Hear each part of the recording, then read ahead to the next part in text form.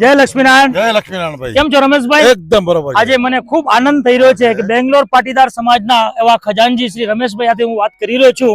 રમેશભાઈ, આજે તમને કેવું લાગે છે? આજનો શું અનુભવ છે તમારો? આજનો અનુભવ તો બહુ વિશેષ છે. બરાબર. ને આજ અમે રજાનો દિવસ જ છે હા ને બહુ મજાનું છે. એમ ને? આવો. અચ્છા, તમને આ આયોજન વિશે તમે શું કહેવા માંગો છો? અમે એમ કહીએ તો આ એક મનોરંજન જ છે એમ તો. બરાબર. અમે નાના મોટા બધું સૌ સર્વે ભેગા મળીને આપણે અહીંયા કને મજા કરી બસ. એમ ને?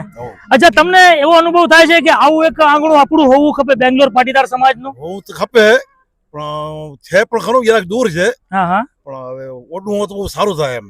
બરાબર. હાલતે હાલતે એમ રવિવારના પણ પહોંચી શકીએ. બિલકુલ બિલકુલ. તમે થોડાક એવા આશીર્વાદ આપો અને તમે એવા બધાને પ્રેરણાદાયક બનો અને આવું આપણું એક આંગણું બને અને આપણા સમાજ આખો એ આંગણાની અંદર રમી શકે અને અવારનવાર આપણે મળતા રહીએ.